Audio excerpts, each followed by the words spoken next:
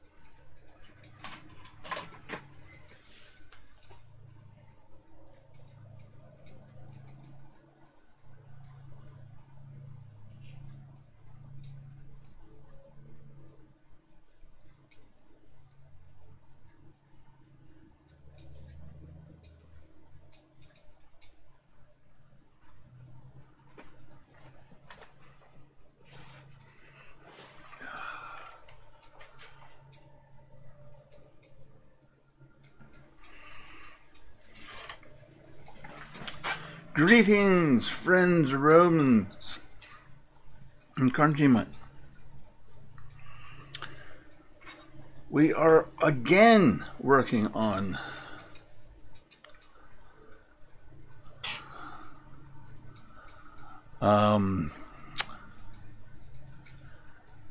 Anglais.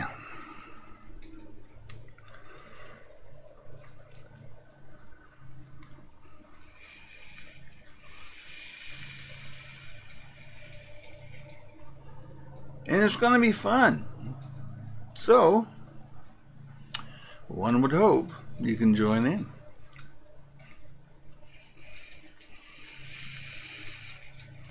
And join the fun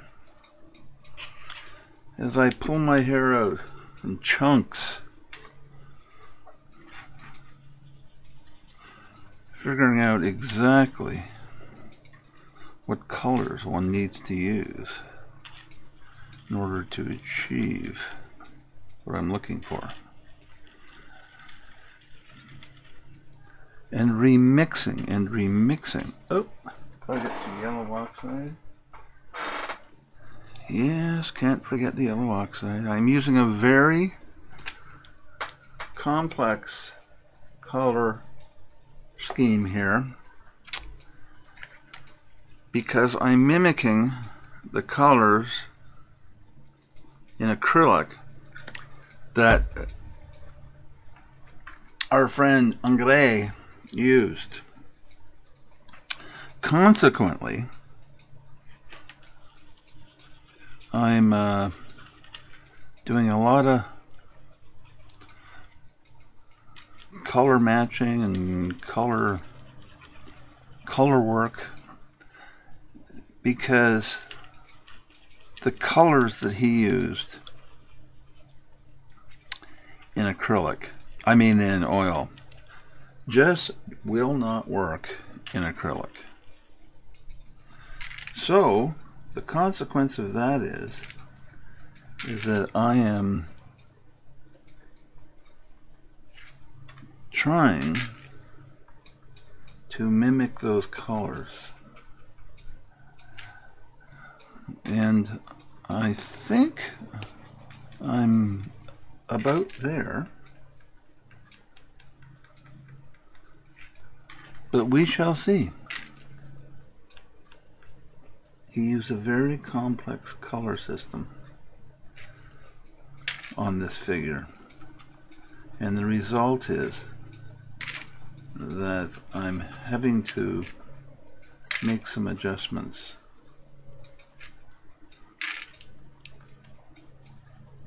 And that does not mean that it will not end up looking like in gray. It'll simply mean that the colors I'm using are a little bit different than you would normally use for portrait work or whatever. Funny enough, when I did Vermeer, the colors actually were very close.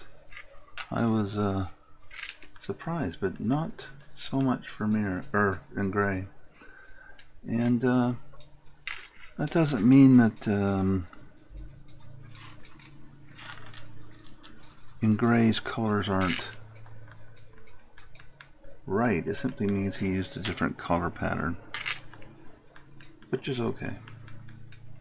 I can live with that, because I can mix it. If I can see it, I can mix it. That's kind of how it works. And again, I'm using a very small brush, and the reason again is simply that he changes tone so quickly that if you try to use a bigger brush, it becomes a bit more complicated, because you have to switch between colors so rapidly that it's a bit of a pain. And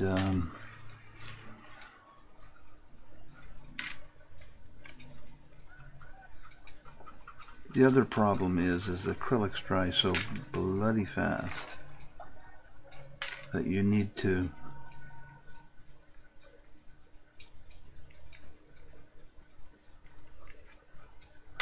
remix constantly. And the remixing in itself can be slightly problematic in that you can't mess up.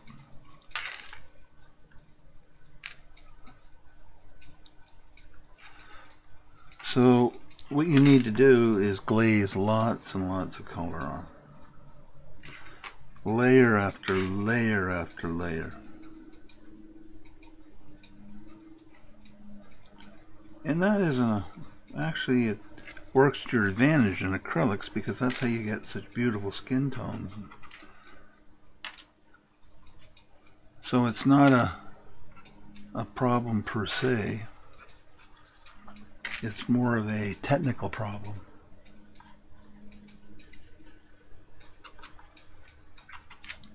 Because you have to mix. Mix, mix, mix, mix. No time for anything else, just mix.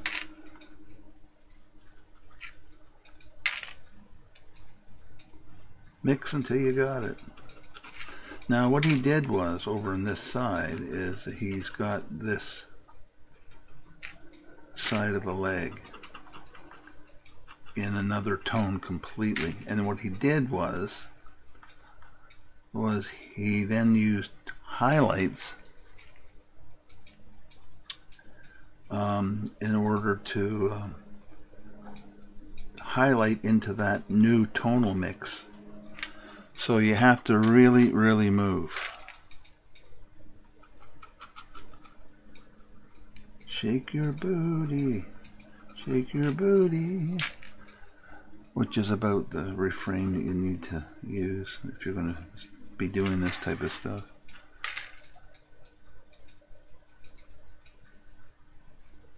But I plan on getting the skin toning finished right today. And then we will start on the rest of the picture.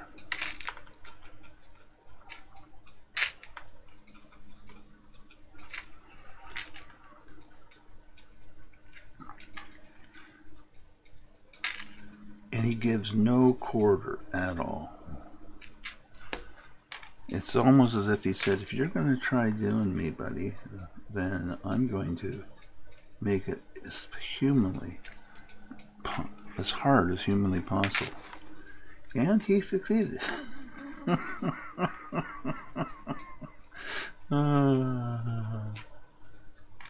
Why do I find that funny? Well, I bet not in his wildest dreams did he think there's something called acrylics that he would have never envisioned, I wouldn't think.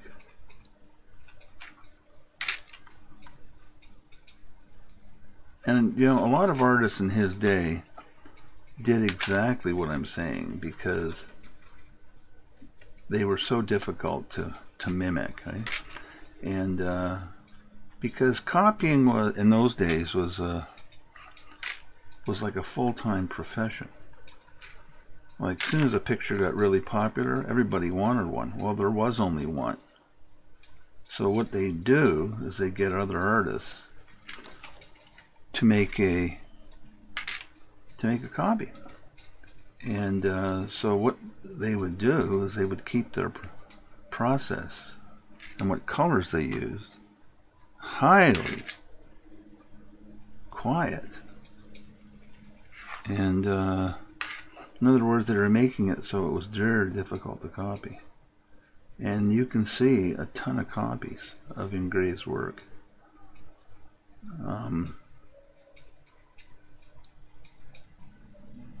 And frankly, none of them, in my opinion, are any good.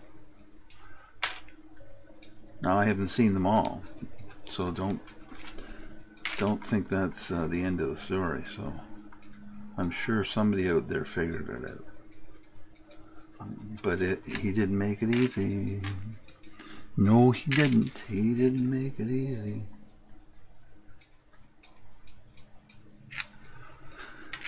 And I don't blame him. I mean, you spend so much time, and it must have riled you to have some guy come along who basically would learn how you painted and just go for it. Wow. The problem is that Ingray didn't get the money. He got the acclaim, and there was no laws. That's the other thing. Nobody said, "Oh, you can't do that," because it's been going on for centuries. You know, like, and it's not as if it was a crime against nature, because it wasn't like they copied like 100 million of them. There'd be, well, the people who wanted it, you know, saw the painting and went, "I want that. Too bad it sold. Well, okay, but I still want one. What do I do?" Well, you go to another artist and you say, as a matter of fact, some of these guys painted these pictures twice, 3 times, 4 times, if it was a real hit. And it wasn't unusual to see them do that. That's why it messes up the art historians really badly, because the art historians go, "How come there's more than one?" Well, he capitalized on a hit painting by doing more than one. Simple. Simple, simple, simple. But as I said, there's no such thing as you can't do that. None.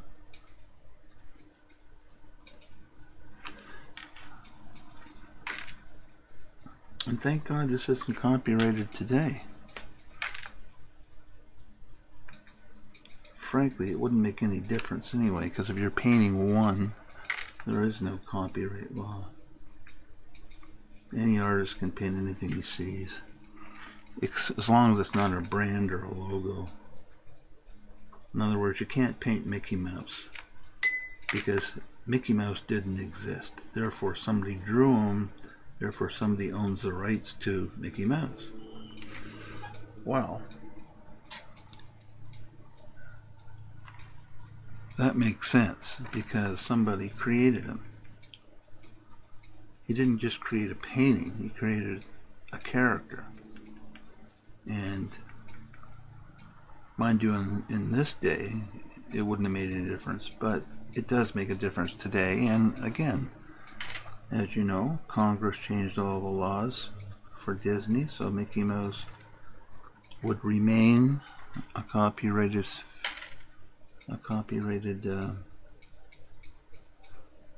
figure, because Disney has built up an entire business regarding that, and I don't blame them. And I understand. But strictly speaking, in terms of copyright law, no.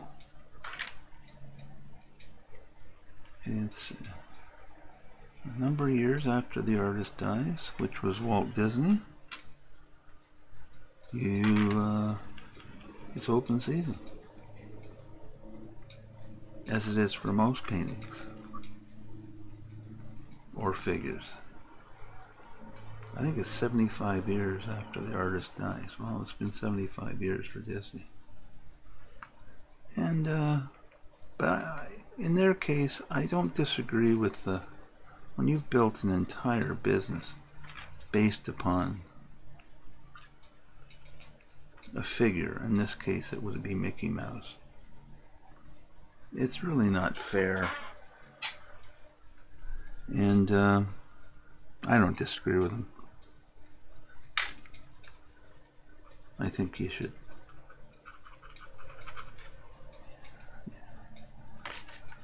Now, some countries don't have copyright laws. So if it comes from that country, it can be confiscated, but you can't sue the people doing it.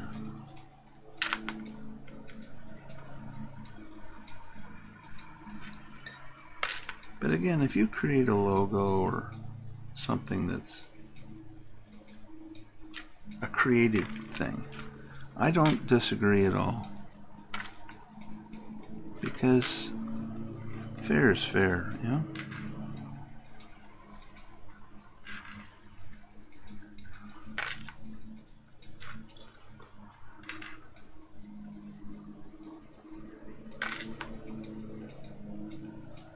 How can you tell it's summer? Lawnmowers are out in force. Man. Da, da, da, da, da,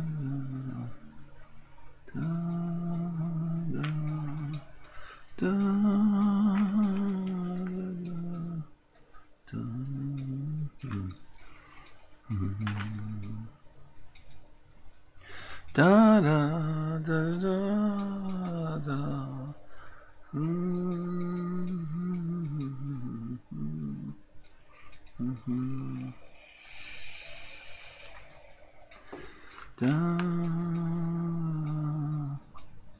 Yeah, I was hoping to get away with this without using some blue, and I'm out of cobalt blue. Boo-hoo. And I've just ordered some new cobalt blue, and it's actually coming in tomorrow. But in the meantime, I do need a bit of cobalt blue, and I'm going to look and see if I have it, but I don't think so. I might have some in some crap paint, but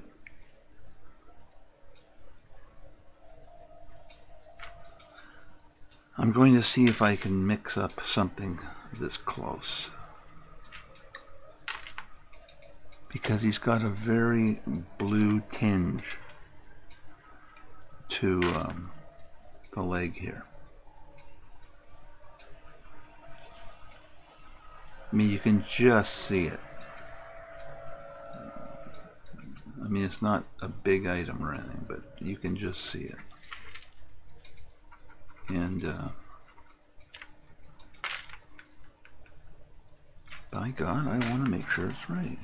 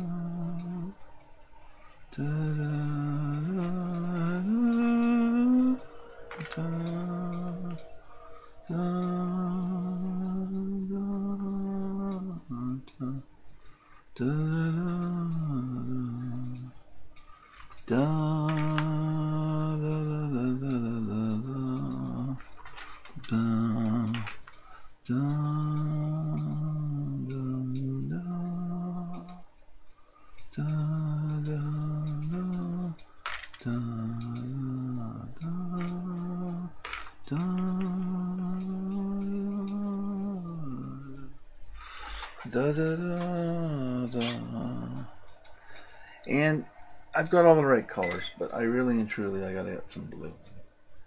And what I'm gonna do is I'm gonna use Brilliant Blue,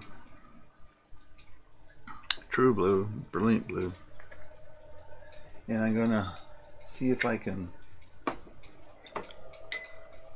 knock it back.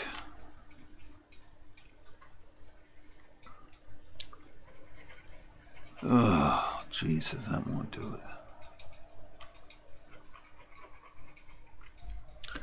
Nope, that didn't work. So I'm going to add a little bit of Cad Red Medium to it. Oh, actually, no, I think I'll add some Naphthalene Red.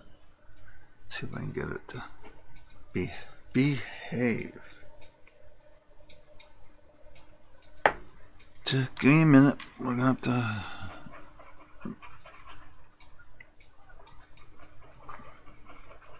closer.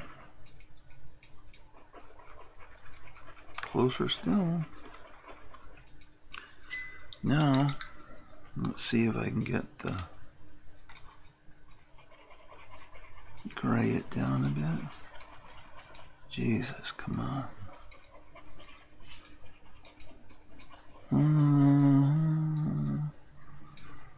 Well, I'm gonna have to use one hell of a lot of white to get this.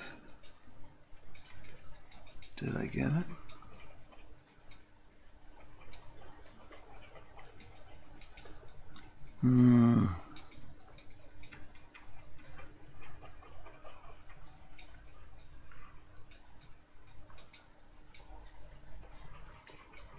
Maybe. We'll see.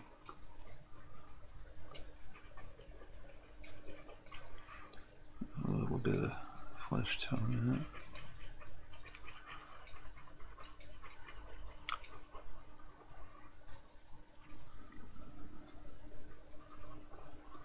Let's see now.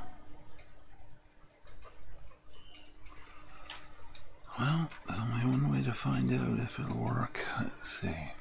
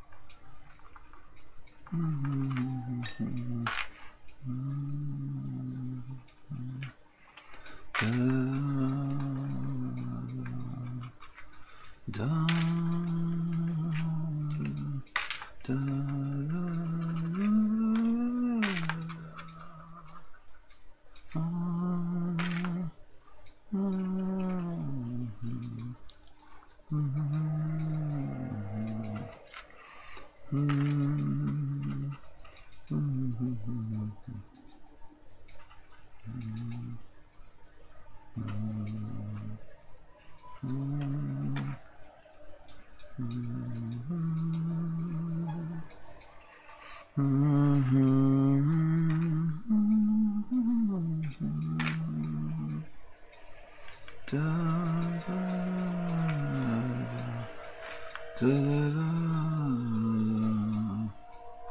da, da,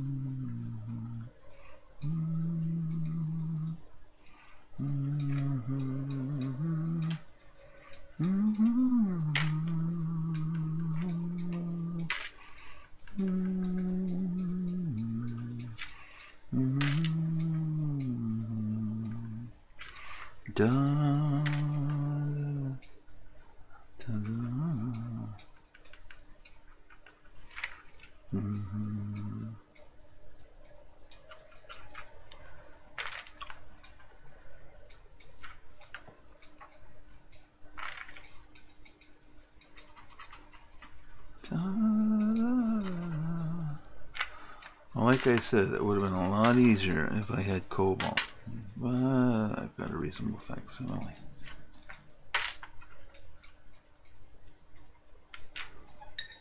Because I want that shadow.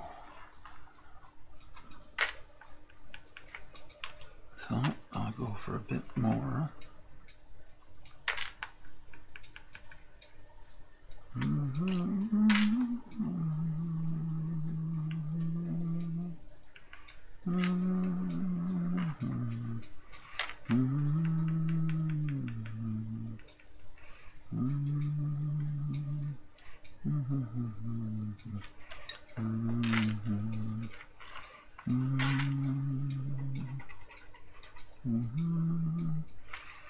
I want this blue undercoating, so when I put some flesh tone on it, I will get what I'm looking for.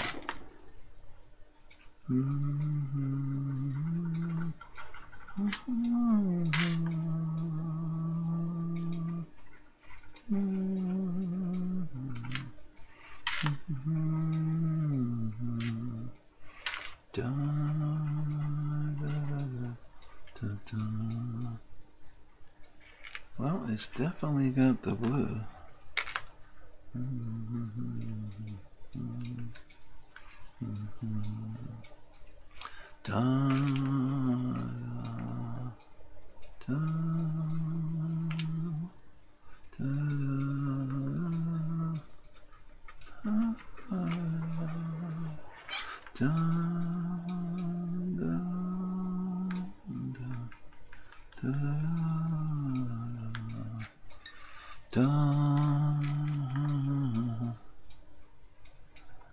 It's not grisaille.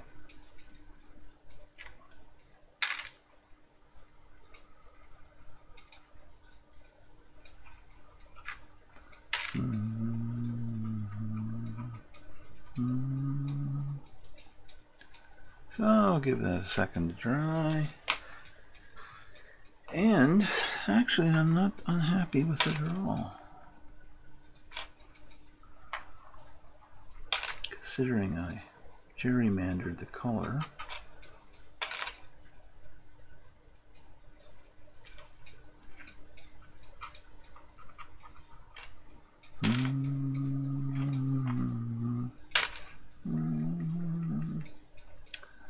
And I used Brilliant Blue. And I used some Naphthenol Red. And I used some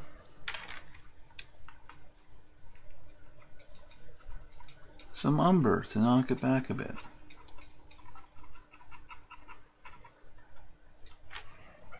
And I think it's working pretty good.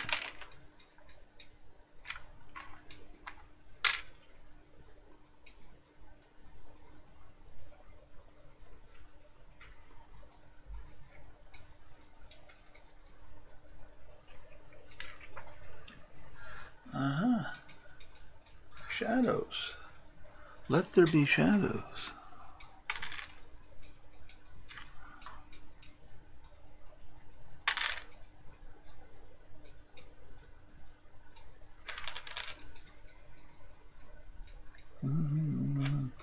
Now the trick to this is the next layer.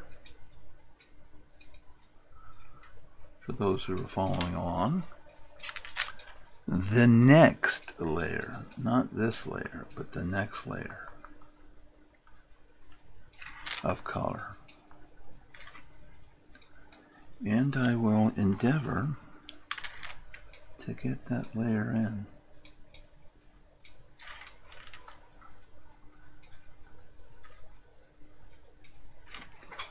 Okay.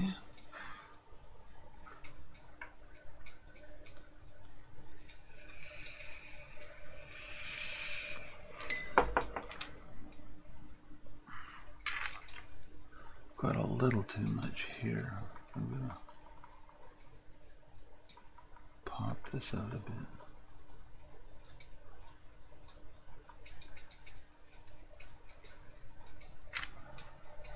Okay. And he is much better here at his mix. As a matter of fact, I think I'll just do the whole damn thing and just start again on the highlights. I'm using the lighter version of this mix I just made.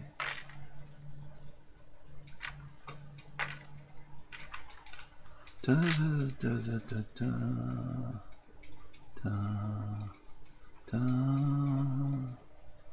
da, da, da,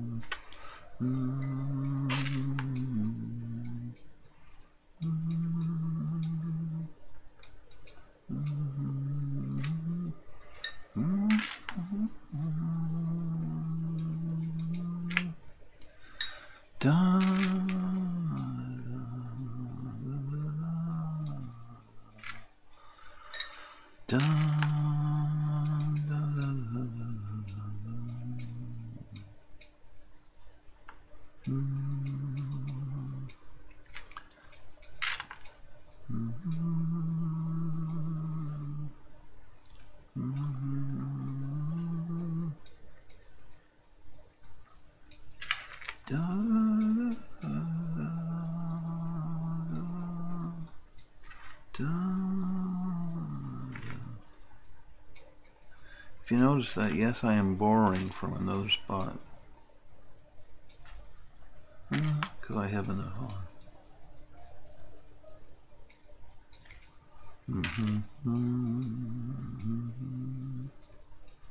Da, da, da, da, da, da, da, da, da, da,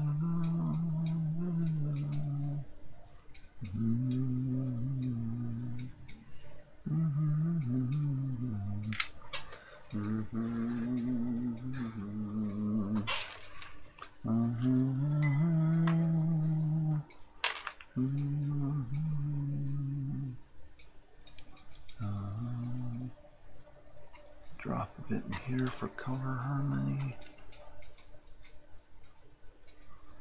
And a little bit in here for more color harmony.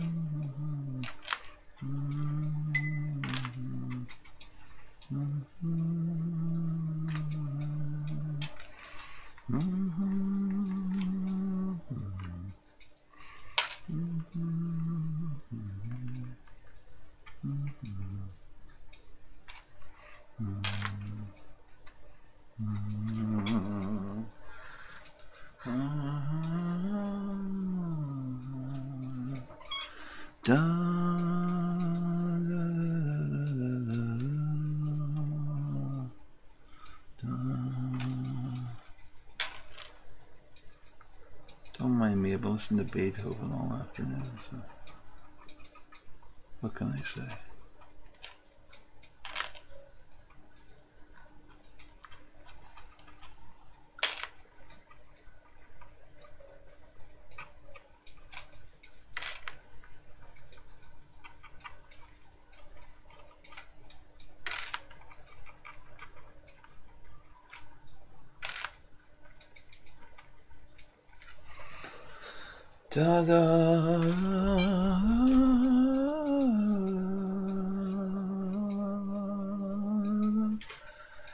Anyhow, I have now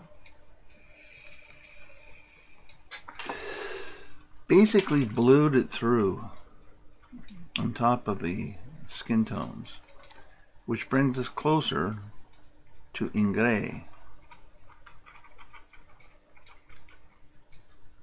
And it doesn't really matter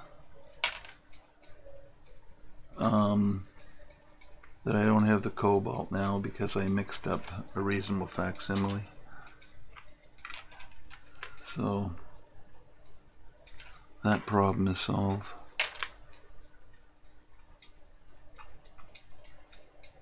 But as I said, the next step is the one you gotta watch, because then I bring it back into a warmer tone, which will be needed, by the way.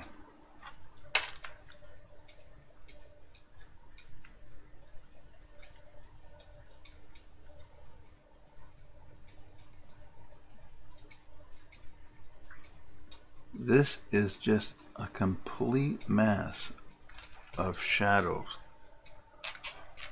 It's astounding. But I knew that when I started it, so I'm not complaining. But the shadowing is absolutely unbelievable.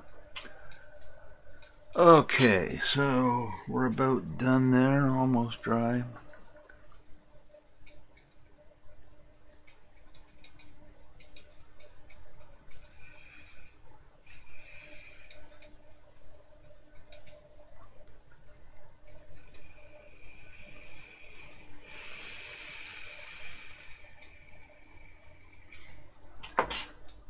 So the trick is here to mix up just enough of a light flesh tone, I mean really pale, to go over the blue.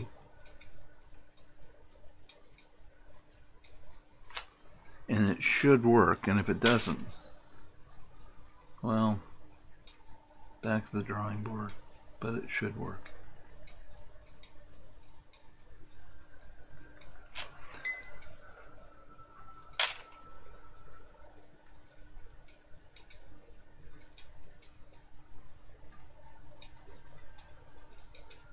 So I want that color underneath the color. Does that make sense? The blues. I want to give it the tone, but I also want it underneath the color. I want that color underneath. And by God, I'm going to get it.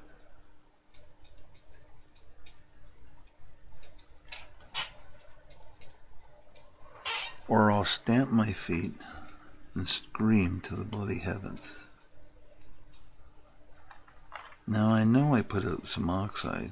Where the hell did I put it? Can't be there, can't be there, can't be there.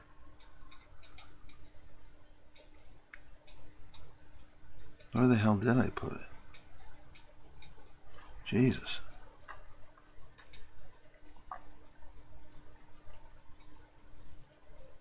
Oh, there you are. Okay.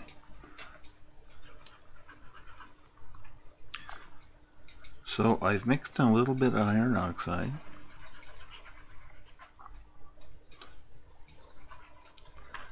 And more transparent light to give me that slightly,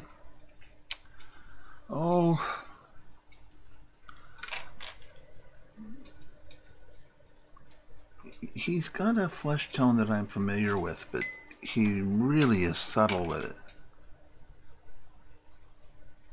And that subtlety is what I'm trying to catch. Believe it or not, this is not a hard mix in to make up in oil.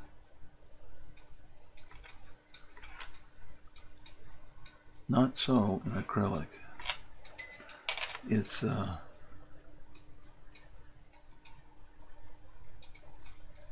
got to be applied completely differently. And that difference is what makes the picture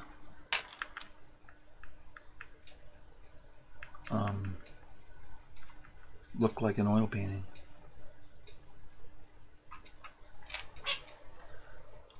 Because that's what I've been doing.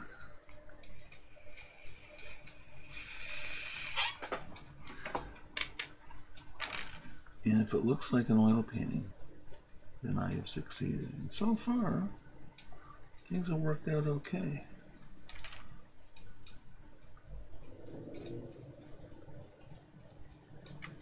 But you know the old expression, don't count your chickens. Well, it really applies here. It really applies here.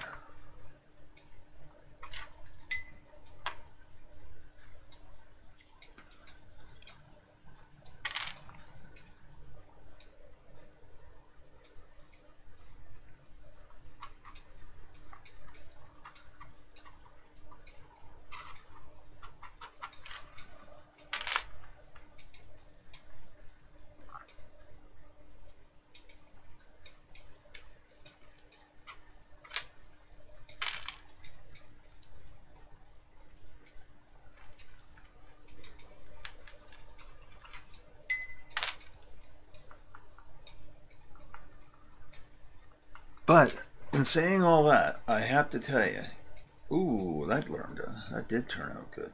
Okay. Okay. It is dry now, so I'll be able to come in with some of his toning. Again, this is the step where it makes all the difference.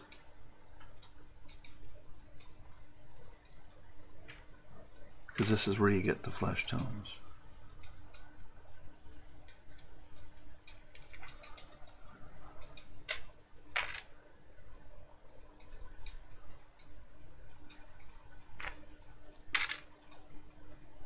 Can you cut the tension in the air? Yeah. you can feel it. Is it gonna work? Will it succeed? I hope so.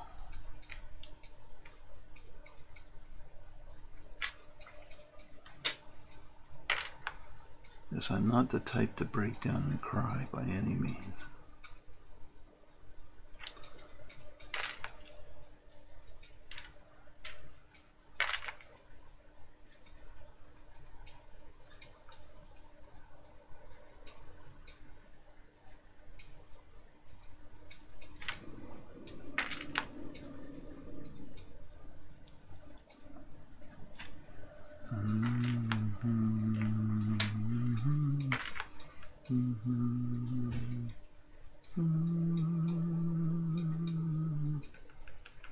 I must say, it's a lovely day in Toronto. 70 plus degrees, sun shining, pools waiting to be used. And it's waiting to be used because we can't get a pool person out here to open it.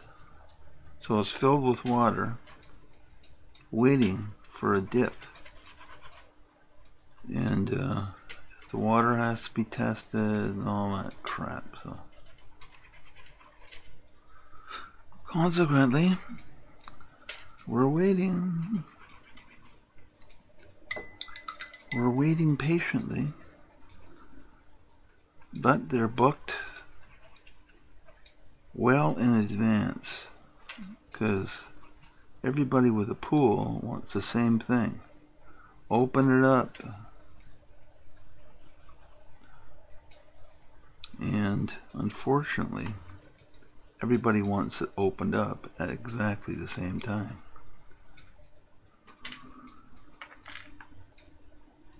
So I'm bringing you my woes.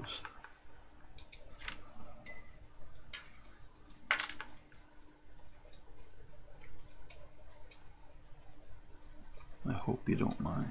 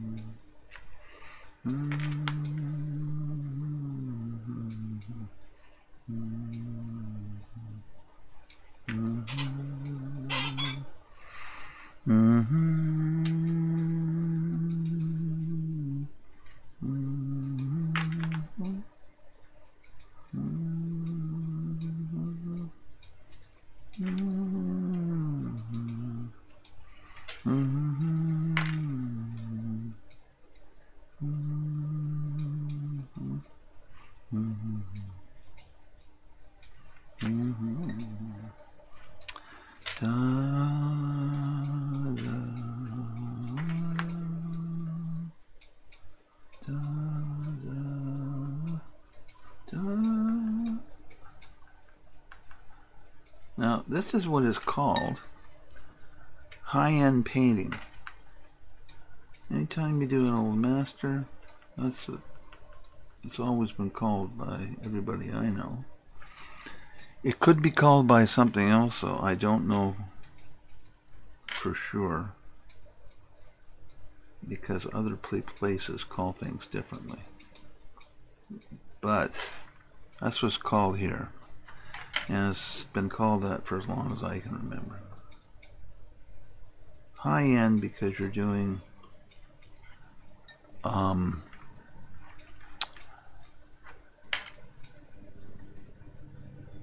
well, in gray. I mean, you may be mimicking gray, or you can be actually doing it in gray, or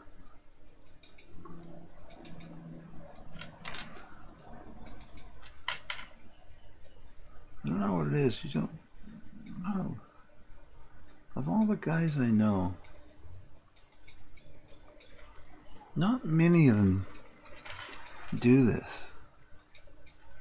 All the artists I know, I don't know. I think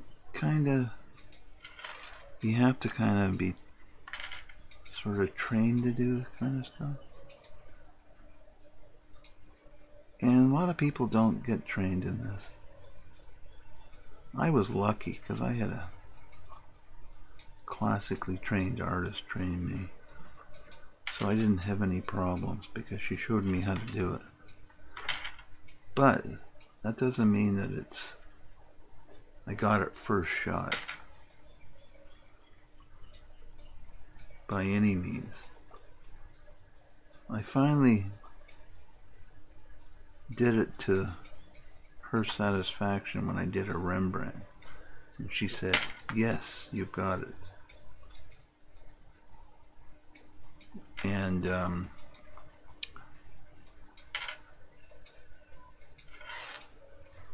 I got it in chalk pastel. That's how she first taught me how to do this stuff. Which seems a little weird, I know, but it was a great learning curve to do it that way.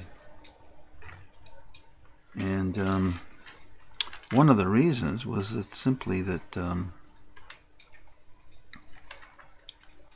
you learn the colors better. Frankly, I think they did anyway. I did anyway. And then we moved into oil painting. And nobody used acrylics back in my day, so this had to be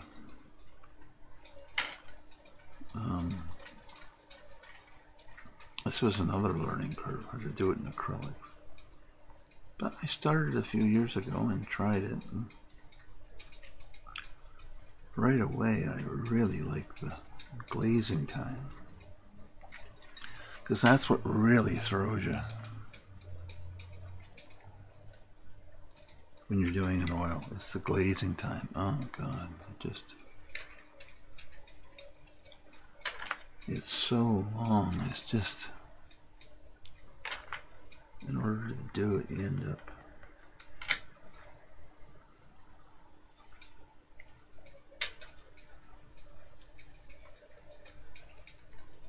spending a huge amount of time on it.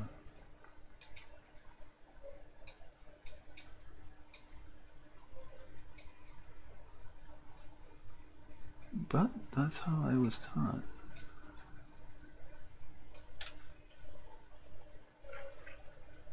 I mean, I'm sure my old art teacher, had she ever bothered with acrylics, would have loved them.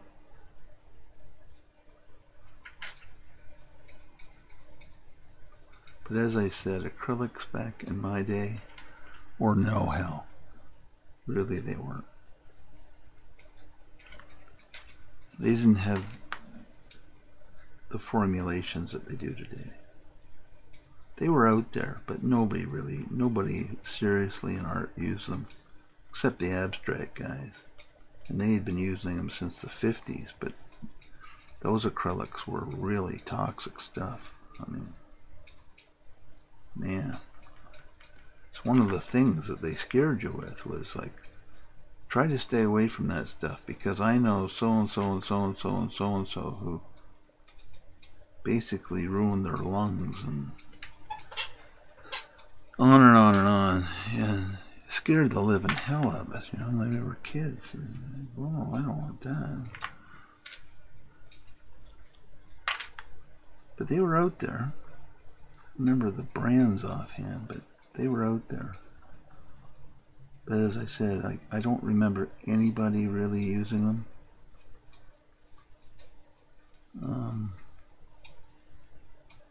Not in the classes not in the courses I took anyway. That doesn't mean they're not good now. I mean,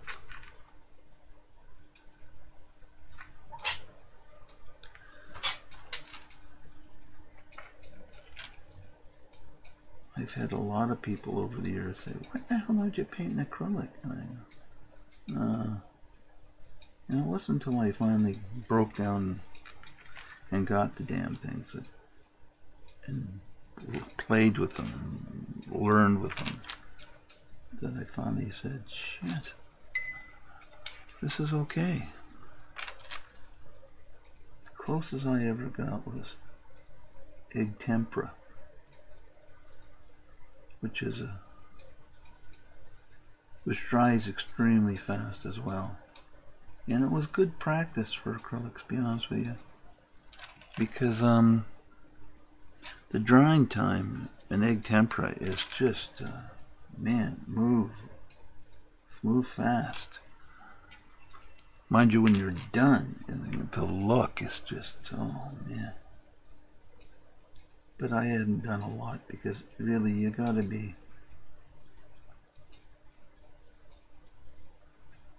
There are people out there I know use egg tempera, but I don't know too many people anymore who do it. Most of them have moved over to acrylics.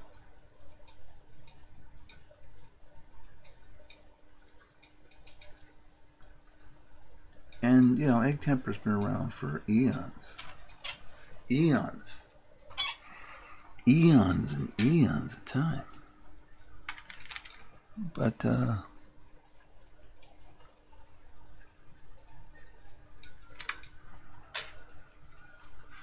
most of the people I knew also made them, did it from scratch. So it really, it stinks as well. Because you're using egg, you know, like, eggs aren't known for their longevity.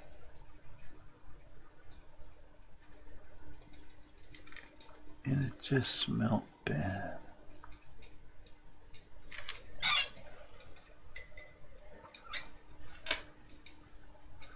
Mind you, the look you get, the colors, just mind-boggling.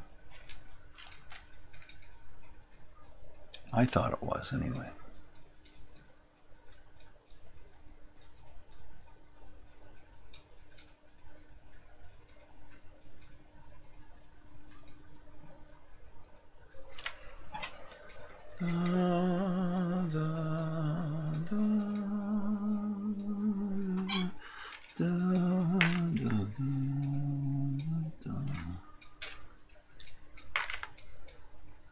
But that's egg tempera.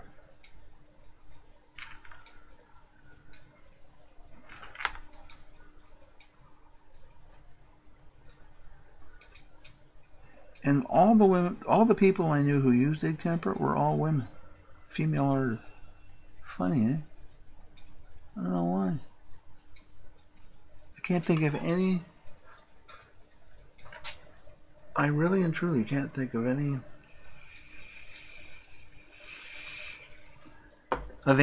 male artists that did tempera in my circle anyway. I'm sure there was, but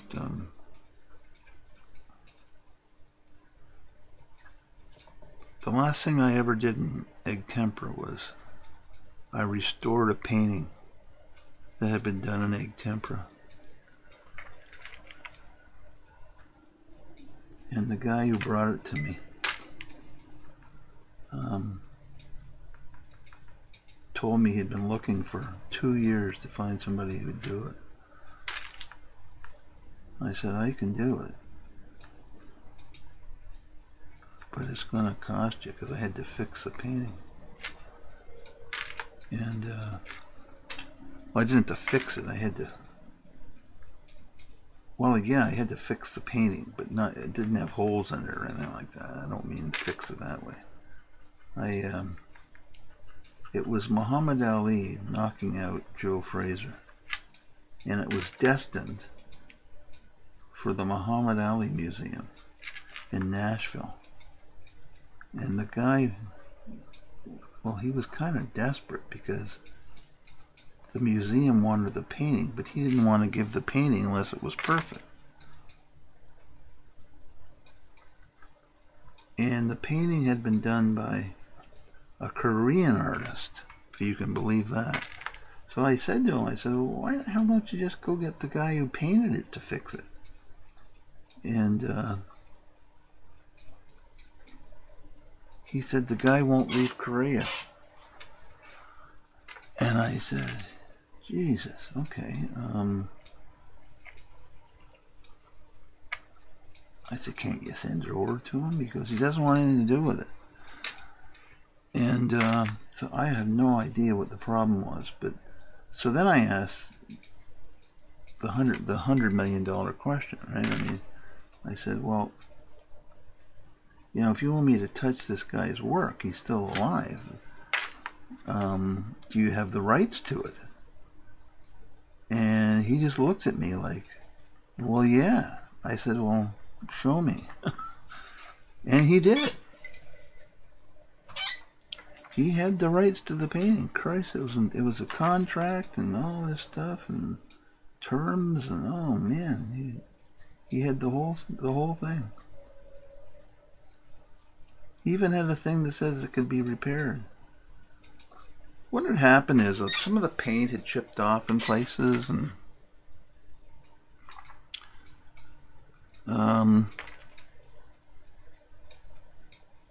which really isn't that uncommon with egg temper.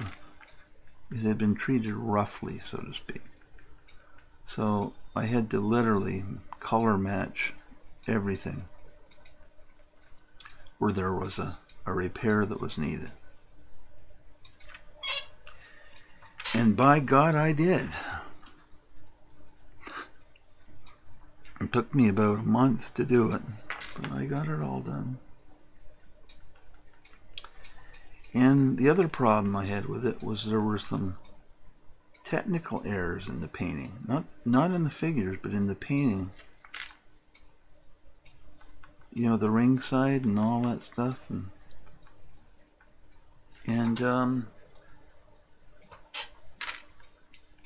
I asked him, what about that? And he goes, well,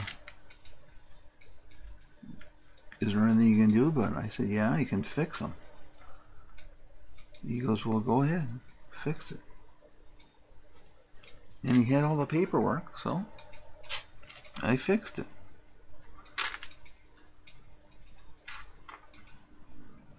And now it's down in the Muhammad Ali Museum.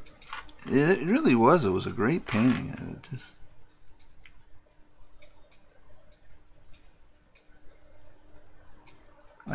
I know why they wanted the painting so bad, because it really was good.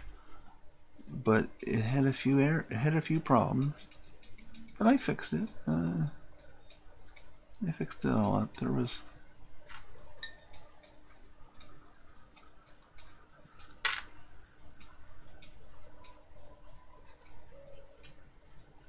I think what the problem was the guy who painted it really didn't know anything about boxing. And that's where the errors came in. And I mean, it was no big deal. I mean,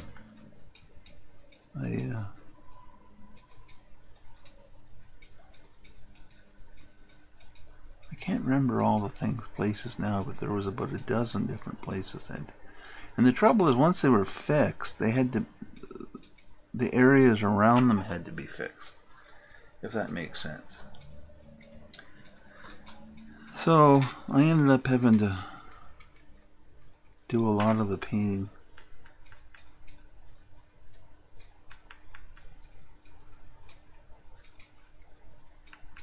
Like literally paint over it and fix it. Which I did. And frankly, I didn't mind at all because he paid me really well.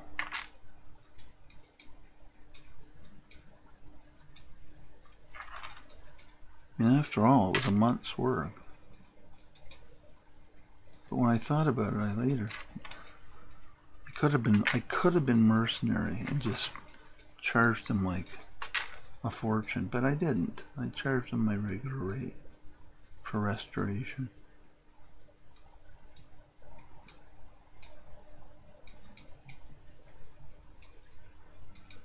I did charge him a bit more for the repairs.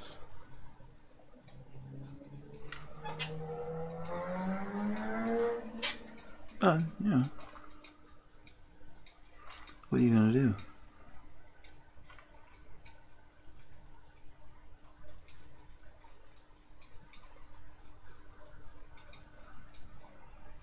I think what had happened is that he had kind of given the museum a look at the painting, but he didn't actually take down the painting. So when you got close to it, you could see all these problems. And he was between a rock and a... I don't know if he was donating it, or I have no idea how that went down, or whether they bought it off him. My guess is they bought it off him, because he was absolutely... I wouldn't say he was in a panic, but the relief when I told him, yeah, I could do it. Man, oh man, it was like Christmas time or something. You know, like, you can? You know how to do that? Yes, I know how to do it. That's when I found out he'd been looking for 2 years to find somebody to fix it. He says, oh, nobody does that camper. Yeah, well, you're a little late, you know, like a lot of people don't do egg temper anymore. And,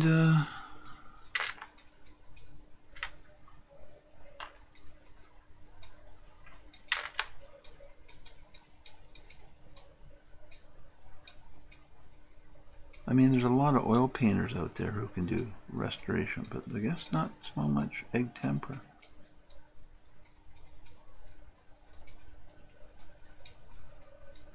Because I had a guy down the street who, from my gallery, that did some work like that. And he did good work.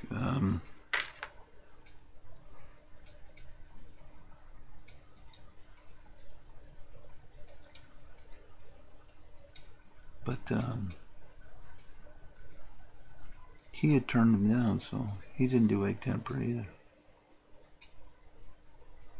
And the reason he turned him down is that he was the restorer for the Bronte Harbor Fine Art Gallery, and I was the owner of the Bronte Art Academy and Gallery. So a lot of people got us mixed up, and he had sent them to me. So I sent my thank yous up, and you know, because that's kind of kosher. If you're gonna do another person's job, then for whatever reason, then you kind of say thank you. Little did I know the amount of work it was going to be, but I had an inkling. I shouldn't say that. I had an inkling. I had an inkling. I did.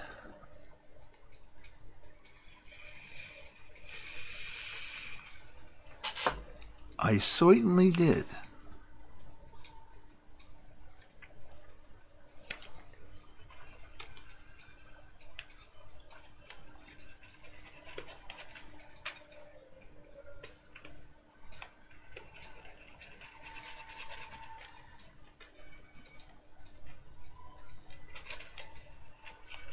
But again, that was a long time ago now, so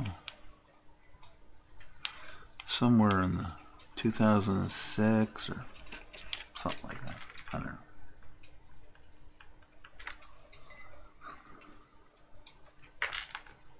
I meant to go see it one time and I never got around to it. I went right by it. Not right by the museum, but right by Kentucky. Louisville. I drove right by it. I was going to pull up in, but I went by at night and I thought, oh, screw it. I'd have to sit up all, I'd have to wait up till the morning, and I was on my way to Florida, so I said, oh, screw it. Because I like to drive at night, so they wouldn't have been opened. So I never did go see it. I saw pictures of it, but I never saw it actually in person again. But I wasn't that concerned, frankly, because truthfully, it was hardly a square inch of the painting I wasn't familiar with it. After you do it in that degree, then you go over it inch by inch, you know? And I had done that.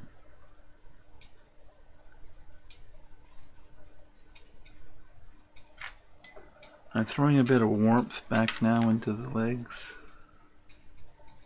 because I've got that cool undertoning in, so I want to get the warmth back in. So I'm using some flesh and iron oxide to give the skin a bit of a glow.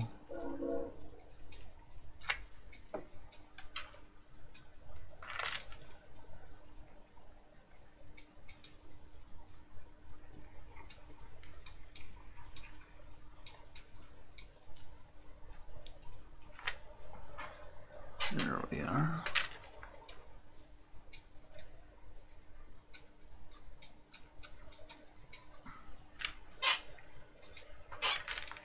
There we go.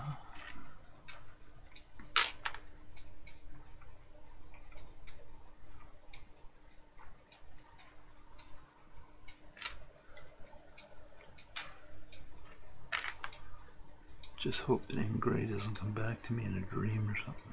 Give me shit. Oh, that'd be great. You Schlein, what are you doing this acrylic crap? It's an oil pan. Which, believe it or not, some artists do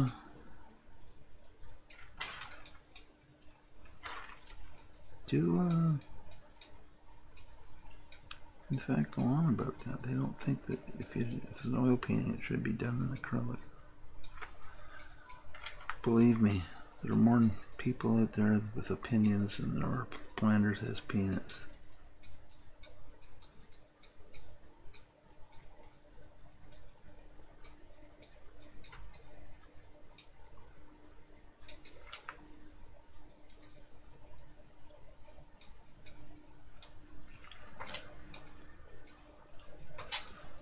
But again, if that's the only thing you're ever criticized for, don't worry about it.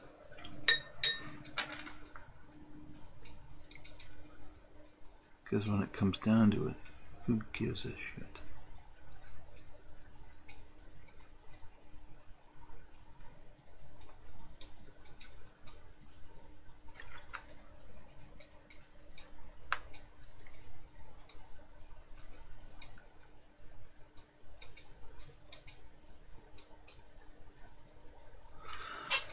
Just like when I confronted a colleague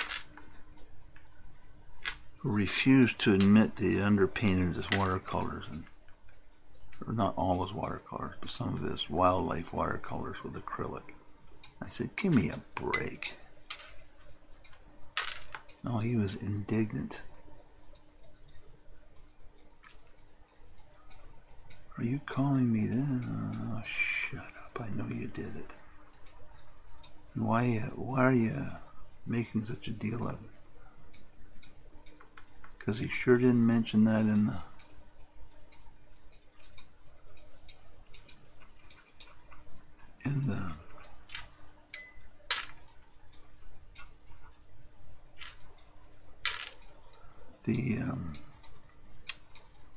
blurb about the painting. No mention of acrylic at all. I say yes.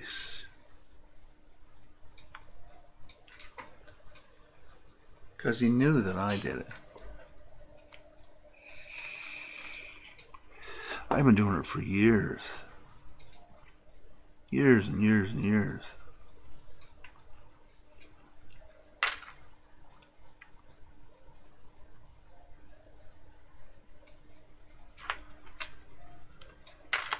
I even used to train people how to do it. I can't get a sunset. Well, have you tried doing this? Is that okay? Well, I think it is, but if you don't think it is, don't do it.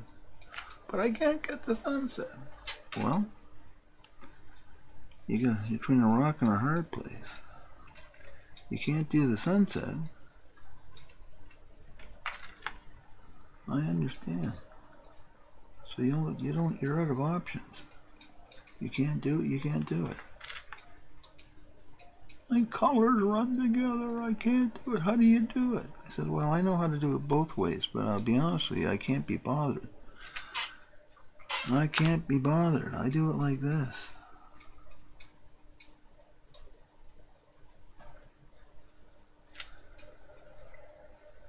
And if you don't like it, tough.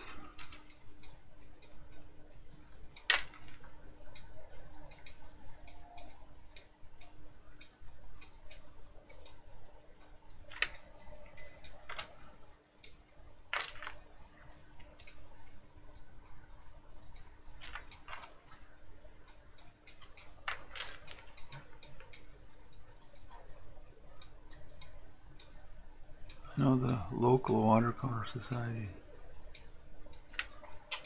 sent around one of their traditional watercolors to tell me that I wasn't actually painting watercolor, if you can believe it. So I said, well, okay. So let's look at some of the watercolorists who basically started the medium. Turner, those guys. British watercolorists. And let me tell you, they had no trouble at all using whites, lead whites in it. Oh man, it was endless. I said, show me exactly what we're talking about here. And they came back and said, well, watercolor had evolved. I said, from what? From Turner? And they basically went, well, yeah. I said, well, who evolved it? You? And then I got, well, we follow direction from the Royal Watercolor Society. I said, really? There is such a thing.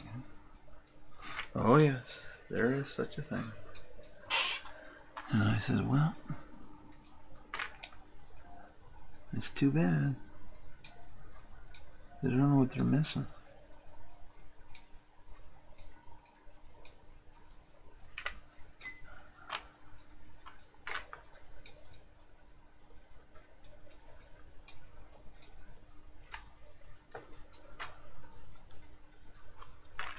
So I taught it the way I always taught it. And I never had an unhappy student, ever, who wanted to learn how to do watercolor. Not once. They all produce beautiful work.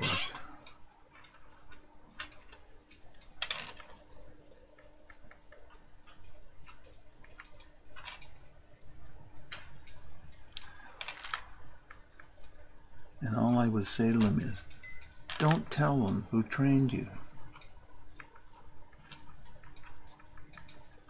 That's what I would tell them. Don't tell them who trained you, because if they're the Looney Tunes, you don't want to deal with that. Let me deal with that. And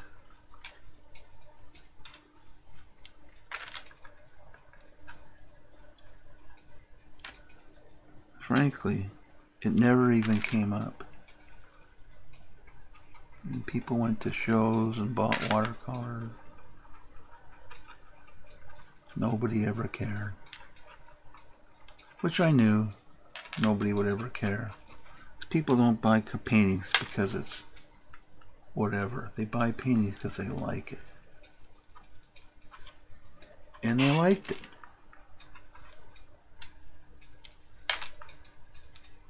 And if they liked it, that's as far as the situation had to go. It was hand painted by an artist. End of story. What more do you need?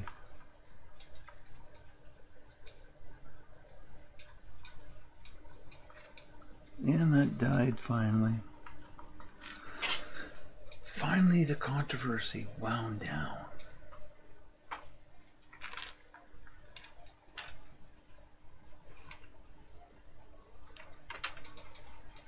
But I'll tell you, not before some pretty heavy-duty discussions.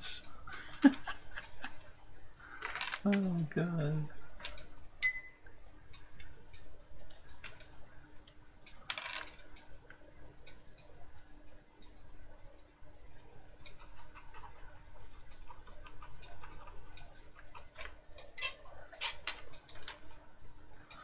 I even had a person one time tell me I was lying to them. Not a student, but a watercolor. You're painting a lie. I said, how so? You're using acrylic in places. I said, yeah. And? Well, it's a lie. It's not watercolor. I said, well, does acrylic mix with water? Yeah, well, it's a watercolor then. That was the melting of the two watercolors and regular bit of acrylic, which always kind of made me laugh because really there wasn't much acrylic in it. It was only when I didn't want it to re-wet that I ever used it, showed them how to use acrylic. I didn't want it re-wetting. So what was the problem? It wasn't like the whole thing was done. Matter of fact, that did happen. Somebody, I wasn't there, somebody said, no, he doesn't use real watercolor. So I think the person or whatever put their finger in their mouth and wiped against part of the watercolor, and it came off watercolor. Ooh, that wasn't kosher. Shouldn't be doing that. What?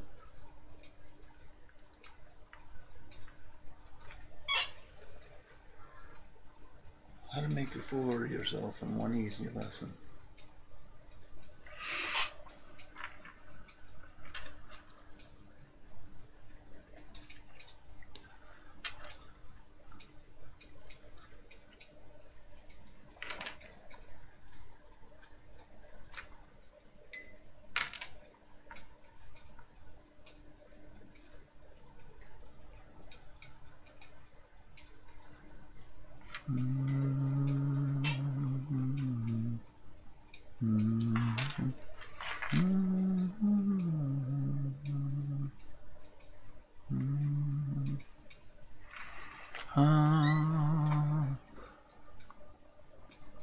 See you, ghost.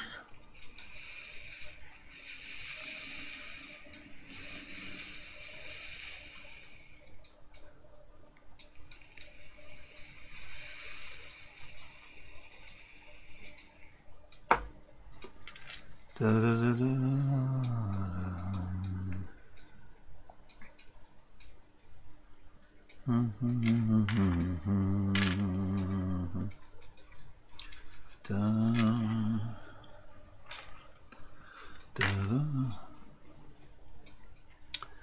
Well, I was planning on getting to the hat today, and actually it doesn't look like I'm gonna get there,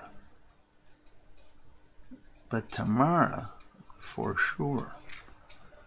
The adjustment of color on this figure is taking longer than I thought, but I was guessing anyway, so it doesn't matter. You never know until you got it, you know. And when you get it, you get it. And if you don't, you go back.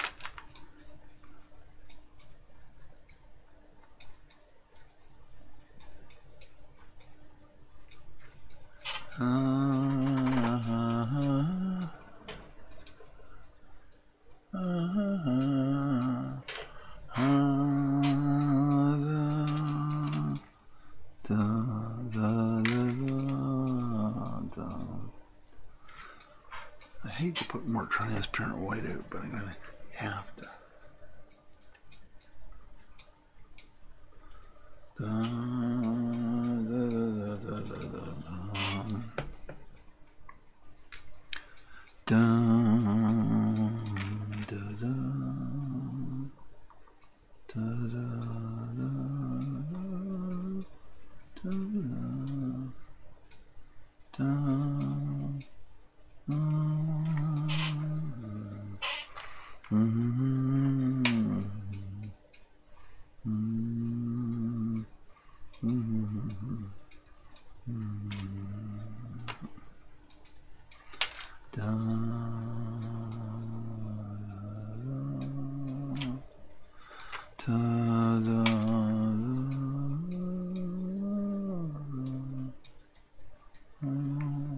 Here's one of those micro color changes I was talking about.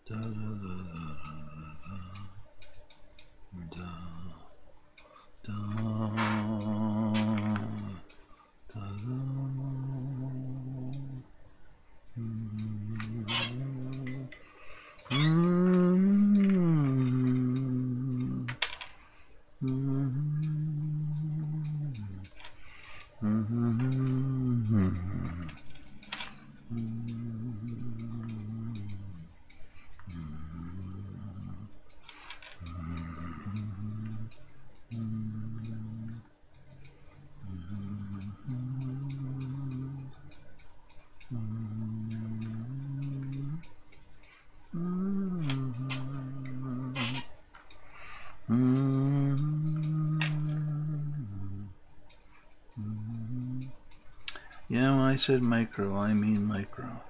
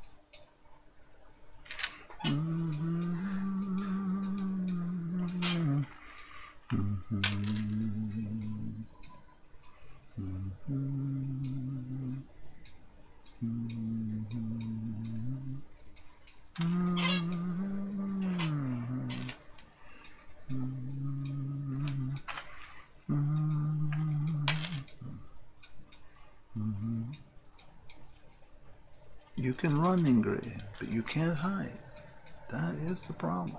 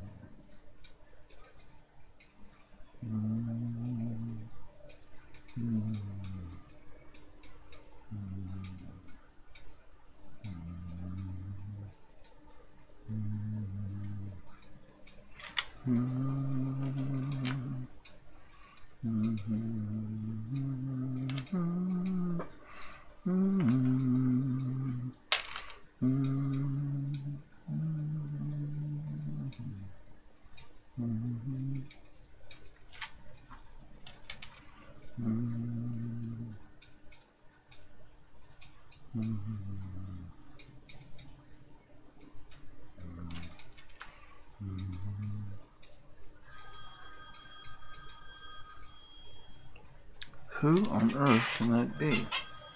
Back in a second.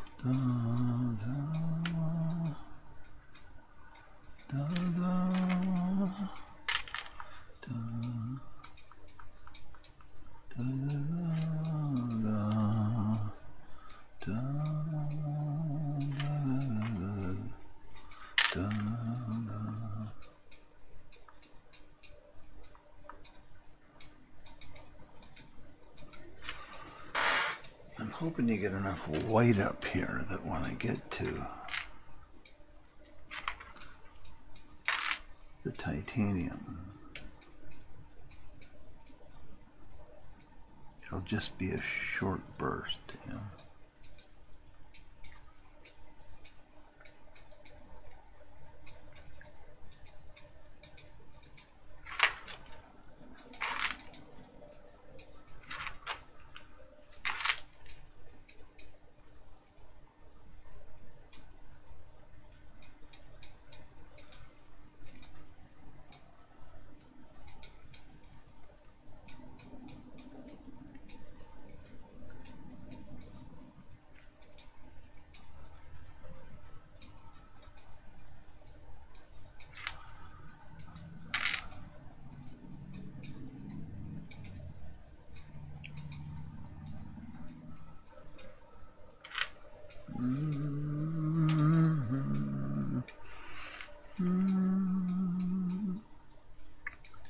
Now I know this looks a bit like a vanishing point, but it won't when I have the background against it. That's the whole key here. You gotta make sure you don't forget what's going to be put on top of it. Or around it, I'm sorry, not on top of it.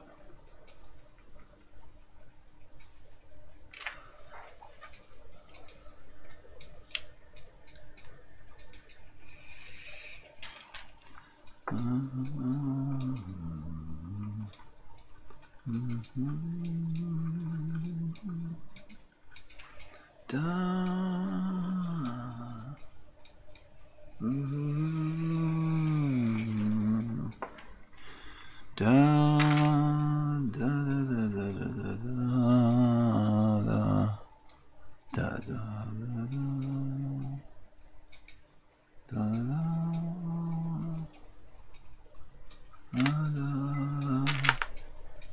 Well, you didn't miss a trick. It's got every muscle accounted for.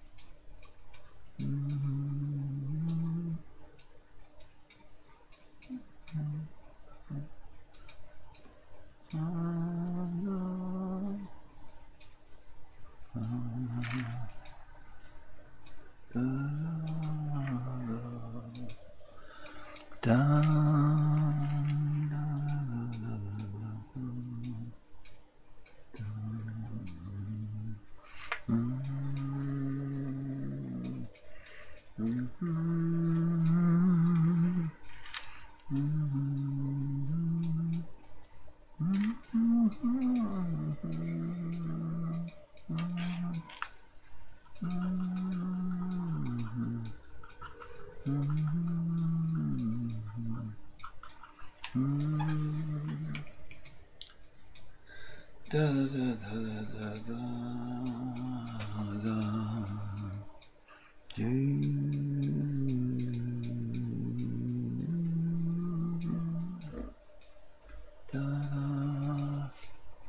Well, I think that's looking pretty good. So the next step will be this,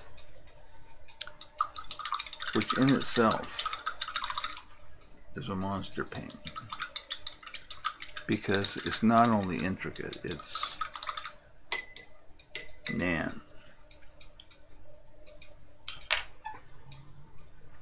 However, that's it for tonight, folks. Thank you for coming, and we'll see you soon.